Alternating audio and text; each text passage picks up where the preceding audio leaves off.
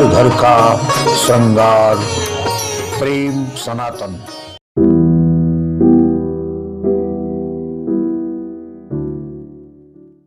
ये न कोई समाचार है और न ही मनोरंजन का वीडियो। ये 5 मिनट का एक ऐसा वीडियो है जो भविष्य में किसी और श्रद्धा के 35 टुकड़े होने से बचा सकता है। आपसे हाथ जोड़कर प्रार्थना है, इस वीडियो को या तो अंत तक जरूर देखिएगा, अन्यथा इसे क्लिक ही मत करिएगा, क्योंकि ये एक दर्द है, एक पीड़ा है, एक वो यथार्थ है जो भविष्य की तमाम श्रद्धाओं की आंख खोल सकता है। इसलिए आपसे प्रार्थना है, इस वीडियो को अंत तक देखिएगा, घर की बेटी और बहन को जरूर दिखाइएगा, और अगर आत्मा को छू जाए तो इसे दूर तक जहां तक भेज सकते हैं वहां तक इसे जरूर भेजना, क्योंकि ये मनोरंजन नहीं, समाचार नहीं, आत्मा का उद्बोधन है, आत्मा की आवाज है, एक दर्द है, एक पीड़ा है।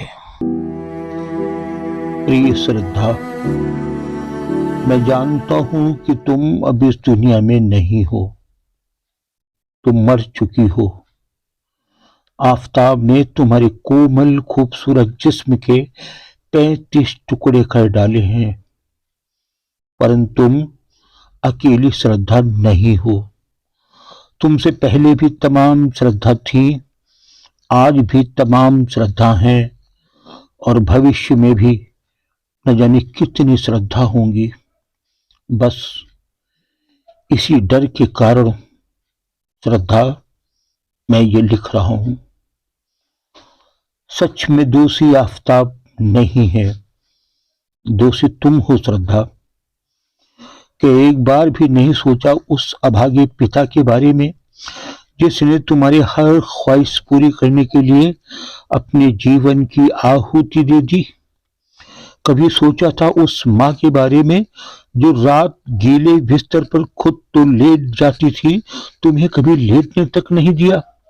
याद करो, जब उंगली पकड़कर चलना सीखा और कभी लड़खड़ा कर गिरी भी गई, तो वही पापा जमीन पर हाथ पटक पटक कर कहते थे, लो चीटी मर गई, लो चीटी मर गई। माँ पाँव में जोर जोर से फूंक मारने लगती थी। दौड़कर पिता बाहर खिलौने और चॉकलेट लेने चला जाता था, और माँ दौड़कर हल्दी और चूने का लेप तुम्हारी उस चोट पर लगाती थी, और बार बार टटोल कर देखती थी कि मेरी परी को कहीं वास्तव में चोट तो नहीं लग गई।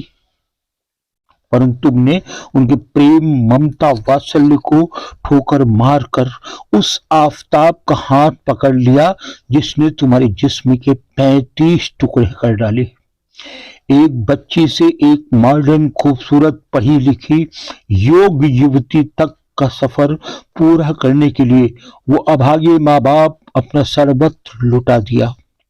याद करो श्रद्धा, यदि कभी बुखार भी आया होगा तो माँ पूरी रात नहीं सोई होगी, बार बार माथे को छूकर टेम्परेचर नापती रही होगी, और पापा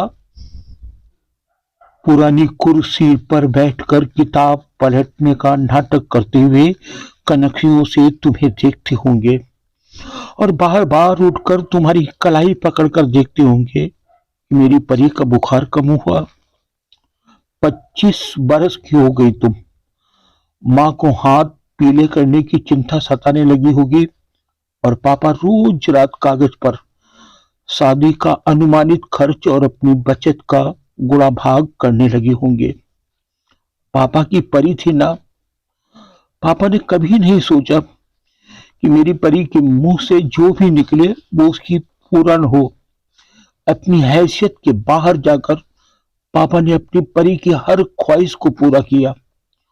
कौन सी ऐसी शौक थी जो तुम्हारे आगे बाप ने व माँ ने पूरी नहीं की, परंतु तुम ये बेहतर जानती थी कि तुम अगर जान भी मांगोगी तो तुम्हारे माँ और तुम्हारे पिता पीछे नहीं हटेंगे, अपने परी को अपनी जान दे देंगे। हाँ, तुम ये भी जानती थी कि जब तुम आफ्ताब को मांगोगी तो तुम्हारे पिता कभी तुमको आफ्ताब नहीं देगा, इसलिए तुमने आफ्ताब को पाने के लिए खुद का निर्णय ले लिया।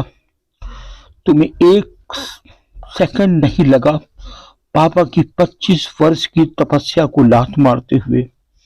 एक पल को तुम्हारा दिल नहीं कांपा मां की उस ममता का गला घोटते हुए। एक तरफ 25 वर्ष के प्रेम वात्सल्य ममता ही स्नेह लाड़ प्यार दुलार की तपस्या थी, तो दूसरी तरफ चंद महीनों की जिस्मानी भूख में लिपटी कथित मोहब्बत, एक वो अनजान मोहब्बत जिसके अंजाम से तुम नावाकिफ थी। तुम्हारी आंख में किसी फिल्मी दुनिया की चकाचौंध भर गई थी। तो मोहब्बत को ऐसा ताजमहल बना रही थी जिसकी बुनियाद रेत पर खड़ी थी। माँ की लोरियां, पिता की गुनगुन, सब तेरी मोहब्बत के आगे सर पटक पटक कर मर गए। एक झटके में तुम केवल अपनी खुशी के लिए सब कुछ किच किच करके उसके साथ चली गई, परंतु तुमने नहीं सोचा तेरे बाद तेरी माँ वर्षों तक गुमसुम रही होगी। वो चुपचाप लेटी एक तक छत निहारती रही होगी और दरवाजे पर जरा सी आहट होते ही बदहवास ये कहती हुई भागती होगी, देखो वो आ गई। पापा निढाल कुर्सी पर धसे सिर्फ शून्य ही निहारते रहे होंगे। खाने का एक एक नेवाला नीम सा कड़वा लगा होगा। वो सूना आंगन जहां तुम्हारे नन्हे पदचाप, पायल की रुंझुन, तुम्हारी हंसी, खिलखिलाहट, कभी रोना और सिसकियां गूंजी थी, वहां मौत का मातम हमेशा हमेशा के लिए पसर कर रह गया। सब कुछ खिच खिच टूट कर बिखर गया। एक बया जो 25 वर्षों से चुन चुन कर एक घोंसला बनाकर अपनी परी को बिठाई थी, उसी परी ने उसी घोंसले को चिंदी चिंदी उड़ा दिया, महज एक हत्यारी मोहब्बत के लिए। श्रद्धा, तुम्हारी परवरिश, तुम्हारी पढ़ाई लिखाई सब उच्च कोटि की हुई, परंतु न मिला तो तुम्हें वो संस्कार जो तुम्हें एक नारी बना सकता। निसंदेह जब कभी संस्कार, संस्कृति, धर्म, मर्यादा, परंपरा की बात चली होगी तब तुम उसे पोंगापंथी, बकवास, ढकोसला कहकर सबका मुंह बंद करके चिल्लाकर चली गई होंगी। ये उसी का परिणाम है श्रद्धा, ये उसी का परिणाम है। तुम्हारी लाश के एक एक टुकड़े को पुलिस ढूंढ रही है। काश मौत आ जाती उस अभागे बाप को जिसकी आंखें तुम्हारी सुहाग से सजे रूप को देखने की कल्पना कर रही थी, और आज उसी पिता की तुम्हारी सड़ी गली हड्डियों का डीएनए लिया जा रहा है। तुम तो चली गई, परंतु एक बार, सिर्फ एक बार श्रद्धा जोर से चीख कर कह दो कि कोई और श्रद्धा तुम्हारा अनुसरण न करे, कोई और श्रद्धा महज जिस्मानी भूख की झूठी मोहब्बत में माता पिता के अरमानों का गला न दबाए, मत लांगे घर की दहलीज को, अन्यथा हवस के भेड़िए आफताब की तरह उसके जिस्म के टुकड़े टुकड़े कर देंगे।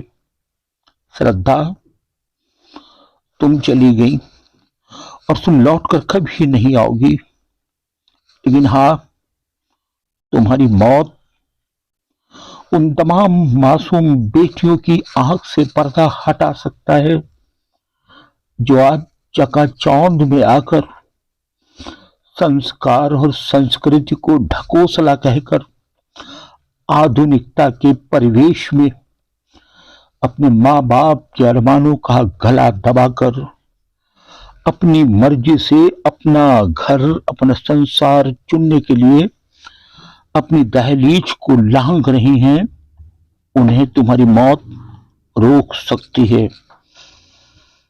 तुम चली नहीं, लेकिन तुम एक बार कह दो श्रद्धा कि तुम्हारा निर्णय निश्चित गलत था, और भविष्य की जो भी श्रद्धा ऐसा निर्णय लेगी, हश्र यही होगा। हर माँ बाप की परी से बस इतना ही कहना है कि वो परी बने, श्रद्धा न बने।